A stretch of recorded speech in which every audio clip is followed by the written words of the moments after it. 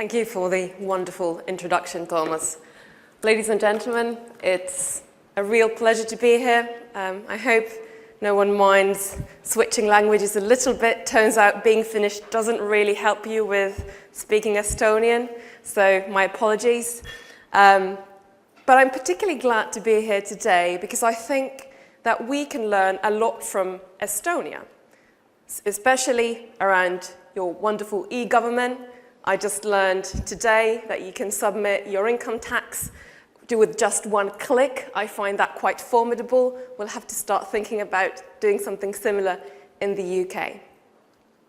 But what I'm hoping is that the examples I'll give from the UK can help you think further about smart policy. And Annika Oudelep mentioned two things that I'm hoping to address, at least in some extent. The first one is how can we do better with less?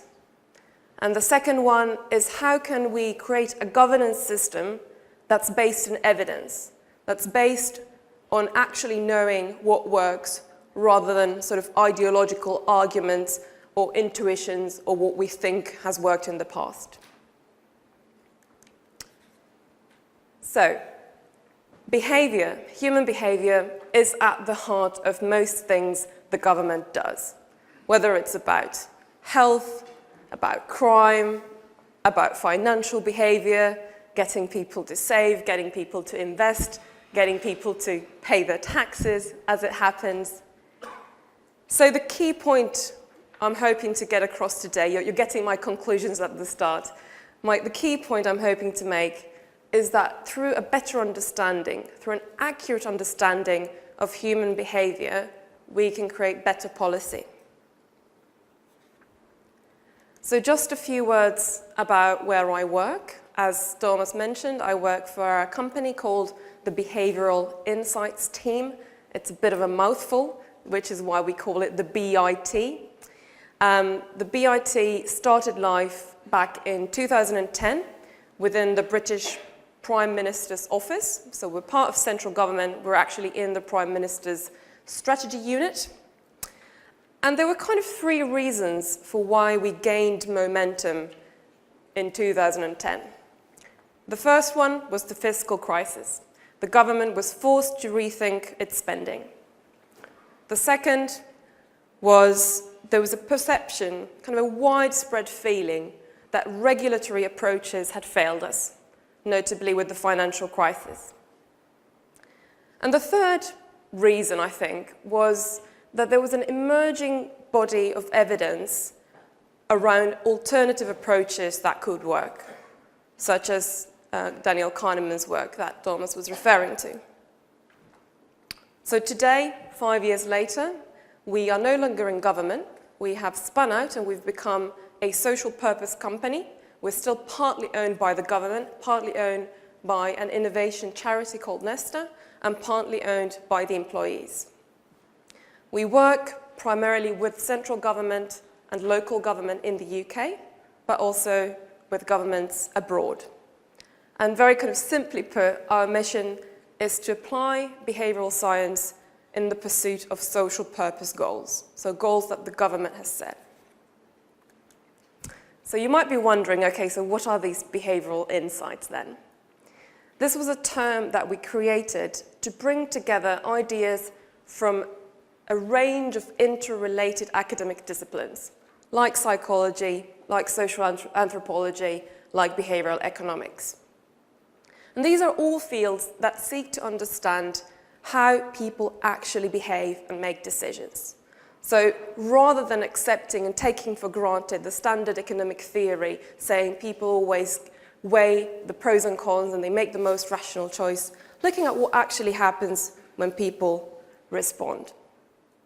So behavioral insights is about systematically analyzing and investigating human behavior and applying that to design better policy. I thought I'd briefly run you through the approach that we use at the BIT when we're tackling a policy problem. This goes through with the acronym of TEST, so target, explore, solution, and trial. Target referring to a clear definition of what it is we're looking to change. I'll give you an example. Reducing the skills shortage is not a behavioral target. A behavioral target would be saying we need to increase the number of people signing up for vocational training, because that's where we're looking at a human behavior. And it actually makes a big difference how we're defining these targets. Next thing we do is we explore. By exploring, we mean looking at what we already know about the problem, but it also often entails an in-depth fieldwork period where we go speak with the end users, speak and interact with the people who are implementing the policy. So finding out what actually happens in the field. And that often, or sometimes, may lead us to revise our target. So we may find out that actually lots of people are signing up for vocational training, but the problem is that a lot of people are dropping out. So we may revise the target accordingly.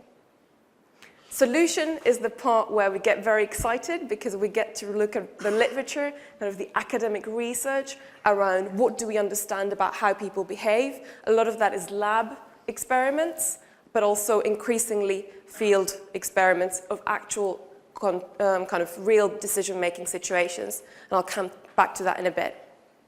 And once we've identified a couple of solutions, I'll give you examples in a minute, we test. We test to see whether they actually work. And that's my second key takeaway from this talk. Not only do we need to understand human behavior, but we need to test what works. So how do we do this testing? The way we go about this, generally, is by running field experiments. The technical term for this is RCTs, randomized controlled trials, another mouthful. But this is a method that's borrowed from the medical field. When a drug company wants to release a new drug, they test it against no drug or usually a placebo. A drug company wouldn't release a new drug without knowing if it works. Similarly, what we're saying, a government should not be putting in place policy without knowing if it works. So to illustrate how we trial, how we test if something works through an RCT, through a field experiment, we'll have a sample population, say 1,000 people. It would depend on what context we're talking about. We divide this group of people into, for example, 2, for the sake of simplicity. These groups, by the way, are completely identical. They should not differ on any other dimension except for the new policy that we're introducing. So one group, the one on the left, nothing changes for them. We can call it business as usual. The other group receives what we call technically the intervention, so the new policy, the new whatever thing we're testing. And then we measure if we find differences. Because what we can say, if we find 3 people change on the left side, 4 people change on the right side, we know that because those 2 groups were entirely similar on all other aspects except for a policy, it's the policy that made the difference. And this is the only real way of finding out if a policy works. Comparing pre and post, say 2010, things were like this, 2012, after we introduced a reform, this is what happened. 100 other things could have happened at that same time. With an RCT, we know it was the policy that made the difference. Now, in terms of where do behavioral insights sit within the policymaker's toolkit?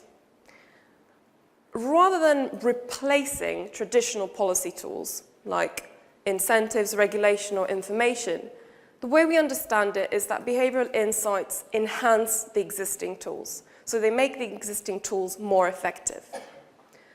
In terms of regulation, it allows us to make regulation that is based on an accurate understanding of human behavior. Similarly for incentives, we can create incentives that are based on knowing how people truly respond and what are the most effective incentives as well. Both monetary and non-monetary. And finally, information. Governments like to throw a lot of information at individuals and businesses and just presume that people will draw the right conclusions. Behavioral insights shows that unfortunately that's often not enough. We need to think about what channels we use for that information and how we present it. So I thought I'd give you some concrete examples of the work we do. Now, we work on a very wide range of issues, going from energy and environment to extremism, but I picked 3 areas that I thought could be of interest to this audience. I'll say a few words about fraud and error. So this is our work around tax. I'll say a few words about health and about employment. And I'm happy to answer other questions afterwards.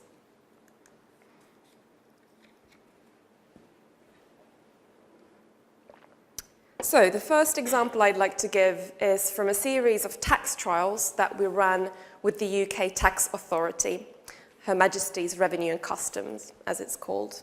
And these trials together allowed bringing forward around £200 million over a year. And the goal here was to reduce the number of late income tax payments, which are a persistent problem. And the behavioral insight at the heart of these trials was the power of social norms. Social norms refer to the tendency that we have as people to take into account what people around us are doing. For example, the way we use social norms in these letters was including a sentence that says 9 out of 10 people in the UK pay their tax on time. That's an example of a social norm. So in practice, what we did, we divided people into different groups. These are all people who are late with their income tax. And each group received a different letter. But the only thing that changed in that letter was the one sentence where we used the social norm. So we had what we call, again, slightly technically, a control group. That's the group that got a letter, but the letter didn't have any social norm in it. It was just the basic, you're late with your payment, blah, blah, please pay, would be great. And in that group, within 1 month, 33.6% had paid. What we're really interested in is, from that baseline, how high can we get when we start introducing social norms? So the first letter we tested was the UK norm. 9 out of 10 people in the UK pay their tax on time, that is. And we find that it shifts the dial a little bit. We get a little higher up from that. So an alternative norm that we tested was what we call the local norm. So we're bringing the reference group, so to speak, closer to the individual. We're saying 9 out of 10 people in your local area pay their tax on time. The clicker's not working for some reason. There we go. We go a little bit up. We then thought, what happens if, rather than use a norm referring to a geographical area, if we refer to other people with a similar debt? So 9 out of 10 people with a debt like yours pay their tax on time. Again, a bit higher. But the real blockbuster here was combining the local and the debt norm. So saying 9 out of 10 people in your area with the debt like yours pay their tax on time. And that was 39%. And I think the thing to really kind of take home from this trial is that this is incredibly cost effective. We're only changing one sentence in a letter, and what we're seeing in terms of behavior is huge.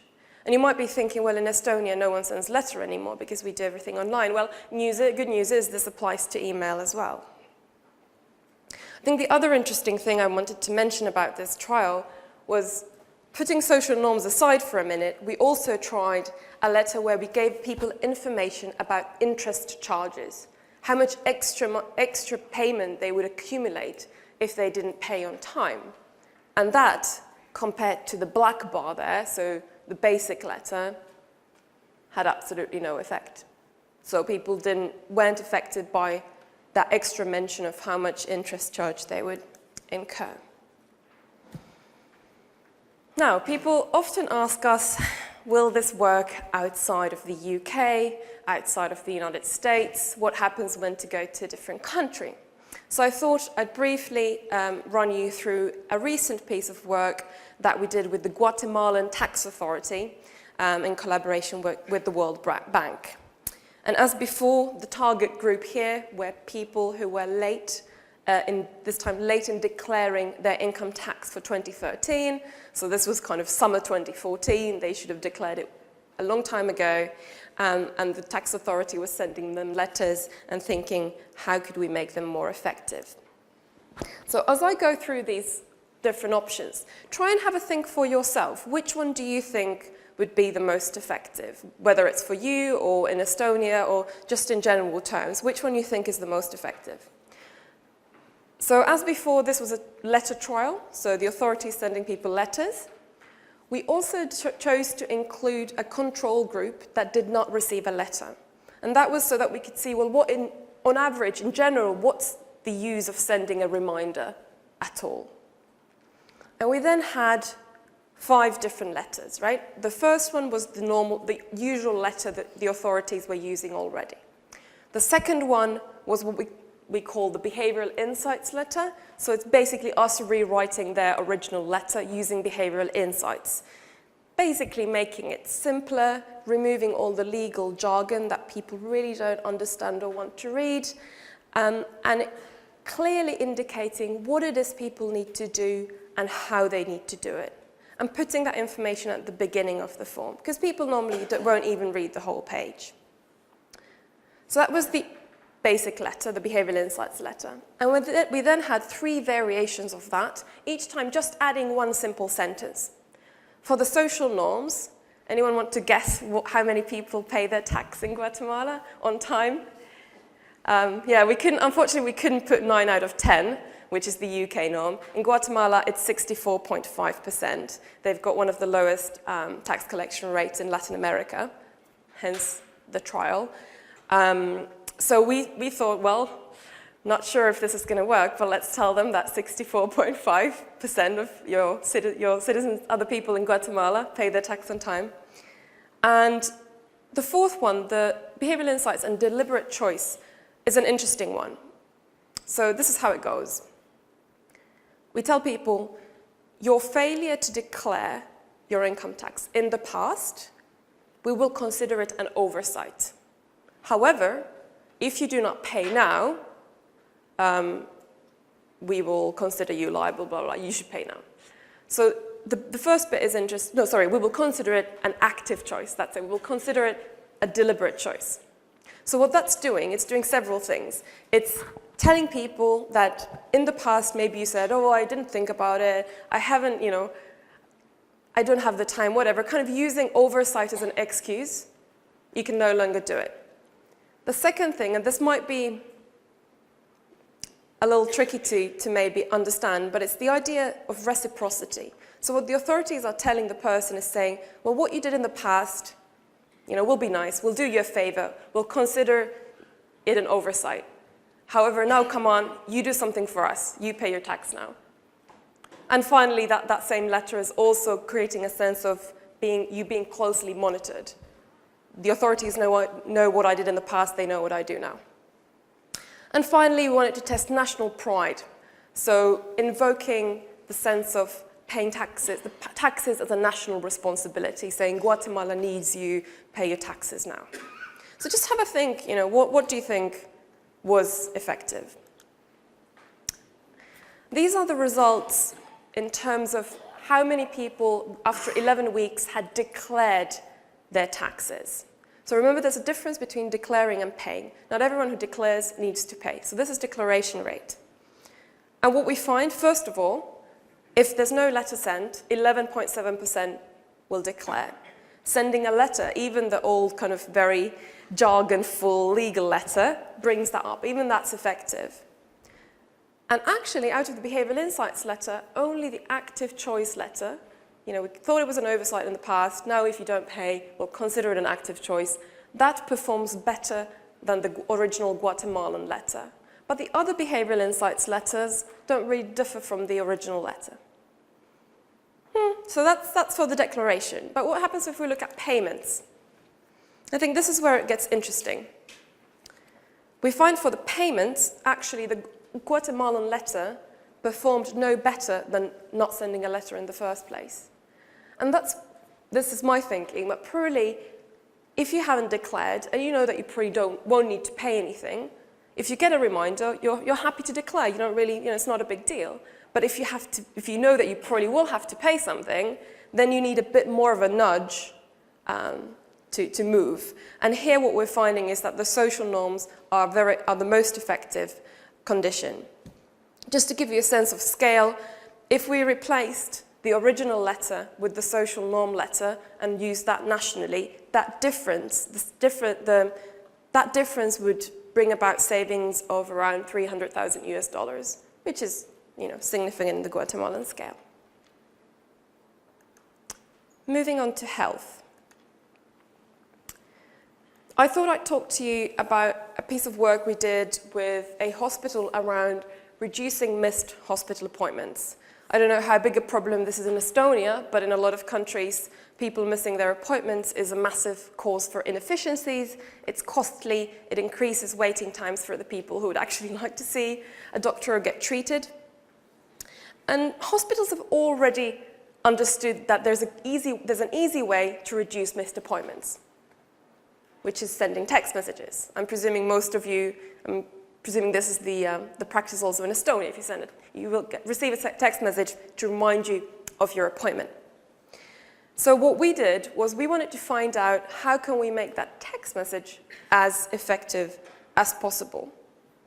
So here again, we had 4 different messages. The first one was the one that the hospital was already using, your appointment on this date at this time, please cancel or rearrange if you can't make it. What we did was we tried out 3 alternatives. The first one we call the number, and it's basically the same message, but we're adding the phone number that people need to call. And that's kind of similar to your submitting income tax, but with one click. It's making it easier. It's reducing the friction cost. It's reducing the effort needed to perform an action. We then tested the norm, like before, 9 out of 10 people attend, but we also included the phone number. And I hope that makes sense, because what we want to be able to do is tell whether the difference is adding the social norm or the phone number, which one of the two. And only if we include both in the same message will we be able to compare. And finally, we thought, well, what about telling people how much it costs to the hospital? So we had a message saying, not attending costs the National Health Service about £160. So make a guess now in your minds again, what is going to work? So what we find is in the control, what we find is in the control group, which was the old message the hospital was sending, 11.1% still didn't come or cancel. Adding the number brings that down a little bit, so it's easier if you don't have to go and shuffle in your papers and find where to call. But interestingly, the norms one here isn't adding anything. It's really the number, having the phone number to call. And as some of you may have guessed, the cost here was the most effective one. So I think the interesting thing here is to realize that we always need to test separately in a new context. It's not enough to know that in a tax context, 9 out of 10 is a strong social norm. Maybe in a hospital context, people don't really mind. They've got other things on their mind. But telling how much it costs makes them think, well, actually, that's a big social loss. The hospital is losing money because of me. We ran a second trial. I won't have the time to go into detail, but we tested the idea of presenting cost a bit further, and we gave different versions. So we said £160, which is the specific cost, but we also tested an alternative version where we said, in general, not attending wastes money. And then we also had another option, which was around fairness. So think about other people and cancel if you can't make it. And what we found was it was actually that specific cost message that was the most effective again. So a lot of the time, some behavioral insights you think, well, of course, I knew that. But a lot of the time, we do need to test it first to know what works. So again, in terms of how big a deal is this? So these are numbers for if we replaced the original message they used with that cost, that £160 message. In that one hospital, this would have led or would lead to 5,800 fewer missed appointments per year. If we use that message in the whole of the UK, it would be over 400,000 fewer missed appointments each year. And this is, in our sample, we only had the mobile numbers for 20% of the patients. If we had the mobile number for everyone, it would be these numbers multiplied by 5. Moving on to employment, which is the final area I wanted to talk about. The mission here was to decrease the number of people who receive benefits, but kindly the government told us we were not allowed to spend any money or change the legislation. So, just fix the problem, but don't spend any money and don't change the legislation. And what we did, you may recall our kind of 4 components: test, target, explore, solution, and trial. In the explore bit, what we did here, we spent a couple of weeks in a local employment office. In the UK, they're called job centres, and they're the places that people go to in order to claim their benefits, but also to get advice on finding a new job. And the two are linked, so you have to prove that you're actively looking for work in order to get your benefit. And we found out several things by spending some time in these job centres. First of all, what we found out was that the initial contact the people were having with the job centre was focused on benefits, on how to claim, making sure you get your benefit, rather than focused on work, on what can we do to get you back to work as fast as possible. We also noticed that there was an awful lot of duplication of work. People had to sign something like 10 different forms before they could even see a person.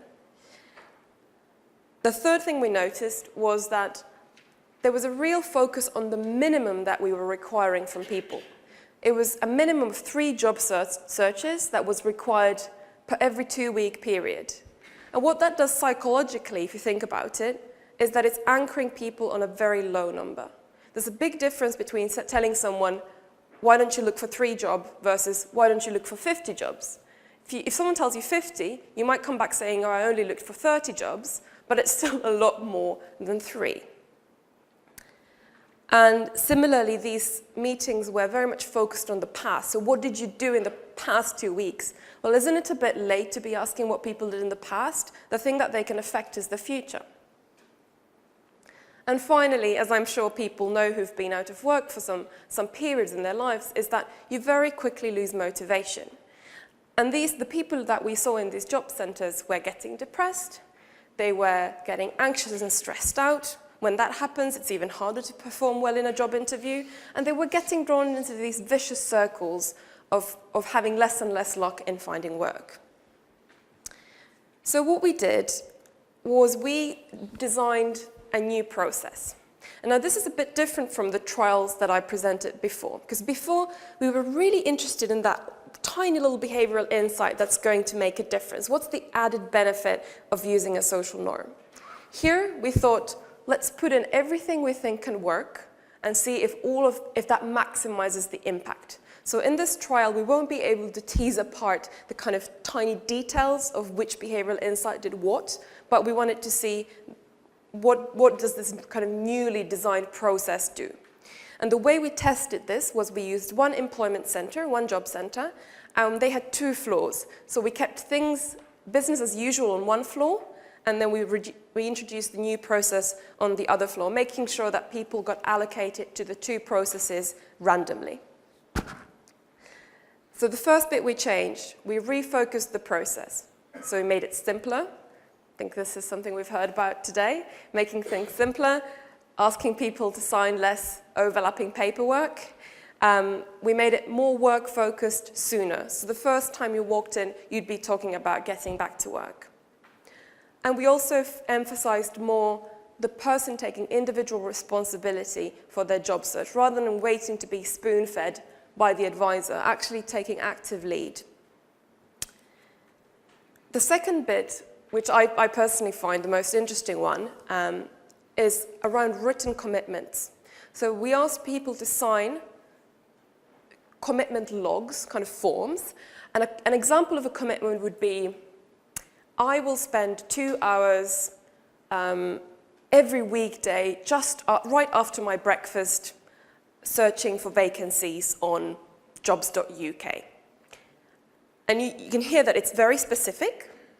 It's basically what it does. Firstly, it's something that I formulate publicly. I say to my job coach, I commit to doing this. And we know from the research and the literature that publicly committing is a very powerful tool for getting people to follow through with their actions. We don't have to force people.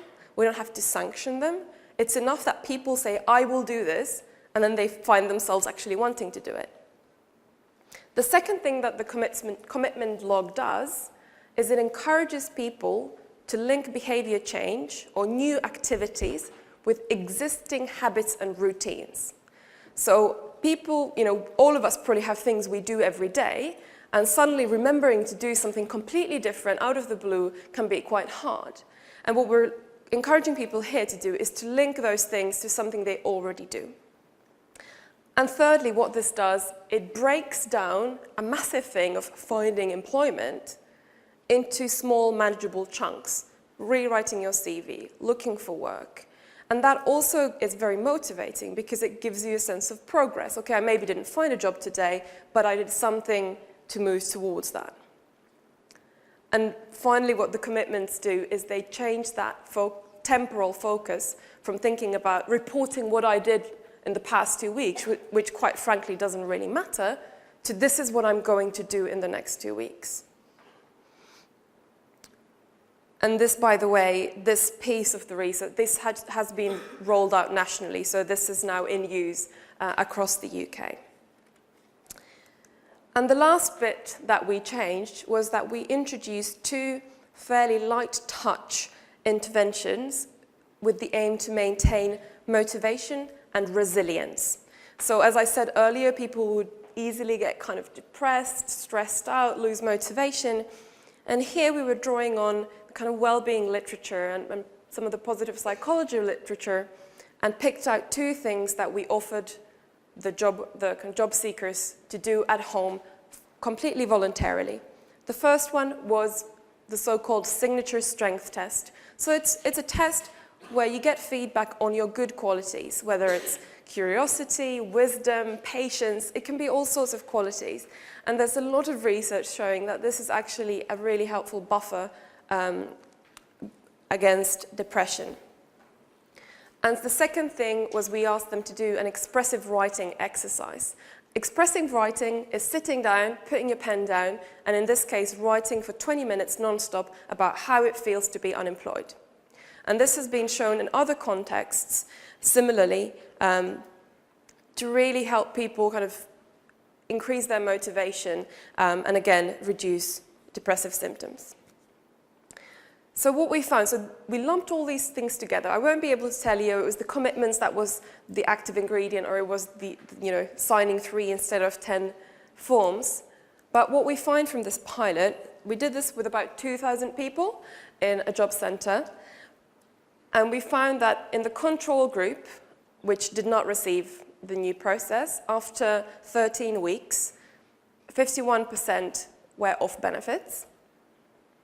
In the treatment group, which was the new process, 60% were off benefits. And that's great, except then we found out that there had been a technical problem. So these 2 groups, remember when I said in the beginning that the 2 groups need to be completely identical for us to be able to draw conclusions? It turned out that the treatment group had a different benefit history compared to the first one.